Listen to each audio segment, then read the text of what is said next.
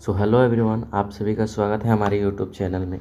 तो मैं आज लेकर आया हूँ फिजिक्स का चैप्टर नंबर दूसरा का परावर्तन अपरावर्तन, उसी का चैप्टर लेकर आया हूँ। इसमें का ऑब्जेक्टिव क्वेश्चन है, आप लोग बारी बारी से देखिएगा। ऑब्जेक्टिव क्वेश्चन पहला नंबर क्वेश्चन कह रहा है, परावर्तन के नियम से क्या निर्धारित होता है।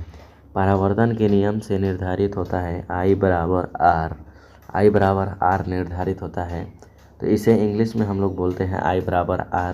तो यहाँ पर हो जाएगा, यहाँ पर हम लोगों का आंसर हो जाएगा आपतन कोण बराबर परावर्तन कोण, यह राइट आंसर हो जाएगा, यानी ए नंबर राइट आंसर हो जाएगा। दूसरा नंबर क्वेश्चन देखिए, प्रकाश तरंग का उदाहरण है। प्रकाश किसका उदाहरण है, तो विद्युत चुंबकीय तरंग का उदाहरण है।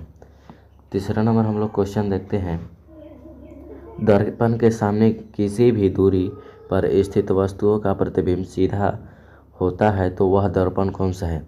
अगर हम लोग समतल दर्पण के सामने किसी वस्तु को रखते हैं तो बराबर नज़र आता है, तो उसे हम लोग कहते हैं समतल दर्पण या उत्तल दर्पण में दोनों में बनता है बराबर।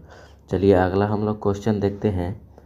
चौथा नंबर क्वेश्चन देखते हैं, निम्नलिखित में से किस माध्यम में प्रकाश की चाल सबसे अधिक होता है।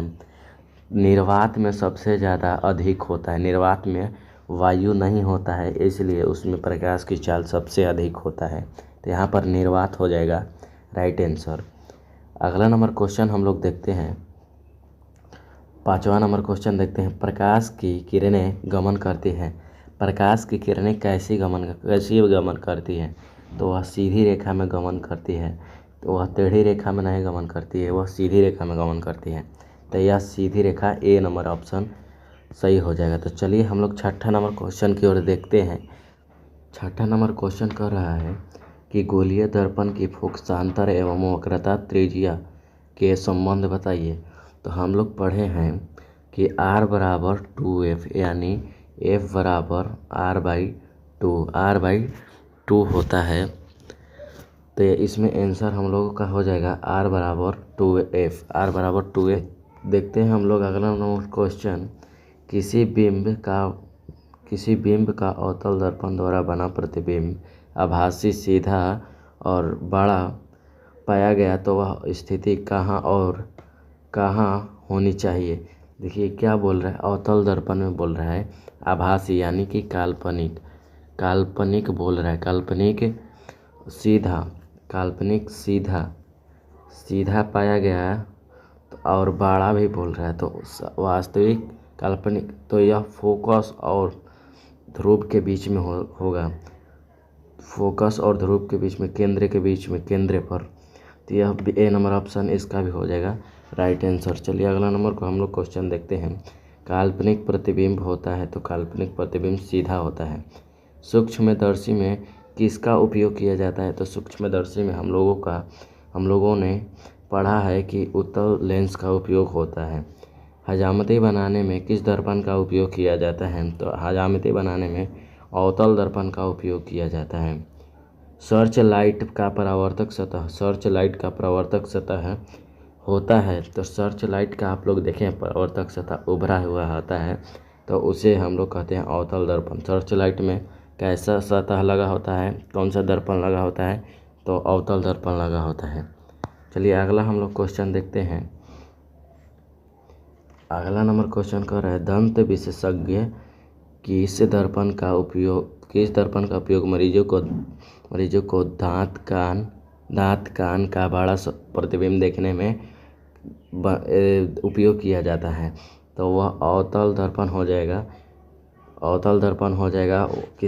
यह अवतल दर्पण किसी वस्तु को बड़ा करके दिखाता है, अवतल दर्पण। तो इसीलिए हम लोग अवतल दर्पण का उपयोग करते हैं। दांत हो गया, कान को देखने में अवतल दर्पण का उपयोग करते हैं।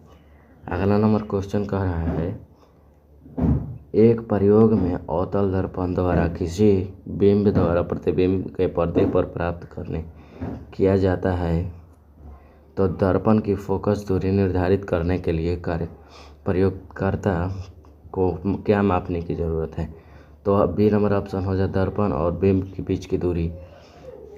यदि किसी अगला नंबर क्वेश्चन देखते हैं, यदि किसी बिंब में प्रतिबिंब आवर्धन ऋणात्मक हो तो उस प्रतिबिंब का प्रवृत्ति क्या होगा? प्रवृत्ति क्या होगा? तो वास्तविक और उल्टा हो जाएगा। अगला नंबर क्वेश्चन देखते हैं, निम्नलिखित में से कौन सा उत्तल दर्पण फोकस दूरी है जिसकी वक्रता त्रिज्या 32 सेंटीमीटर है? तो वक्रता त्रिज्या कितनी है? r बराबर 2f, f बराबर 2f होता है। तो f बराबर 2f होता है तो हम लोग इसे सिद्ध कर लेते हैं अभी।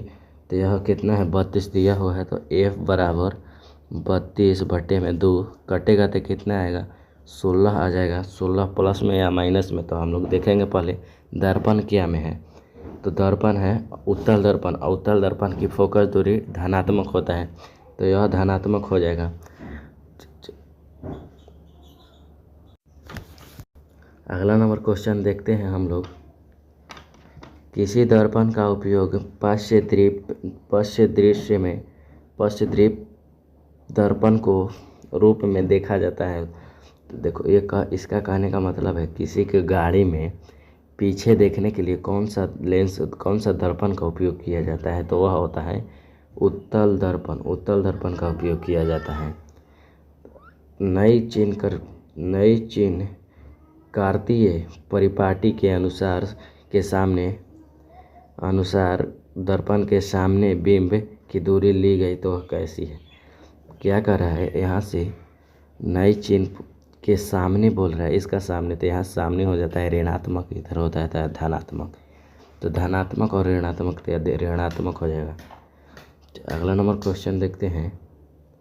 अगला नंबर कह रहा है, निम्नलिखित में से किस दर्पण का फोकस दूरी धनात्मक होता है? तो उत्तल दर्पण का फोकस दूरी धनात्मक होता है। किसी कार के अग्रदीप में प्रयुक्त दर्पण निम्नलिखित में से कौन सा होता है? तो किसी के कार के अग्रदीप में अवतल दर्पण का उपयोग किया जाता है। तो आज तक यही क्लास को एंड करते हैं। तो अगले वीडियो में हम लोग इसका और ऑब्जेक्टिव क्वेश्चन लाएंगे दूसरे नंबर चैप्टर का। तब तक के लिए सब्सक्राइब जरूर कीजिएगा, और अच्छा लगा तो वीडियो को लाइक करिएगा। और वीडियो को मेहनत करने में बहुत ही टाइम लगता है यार, सब्सक्राइब जरूर कीजिएगा। धन्यवाद।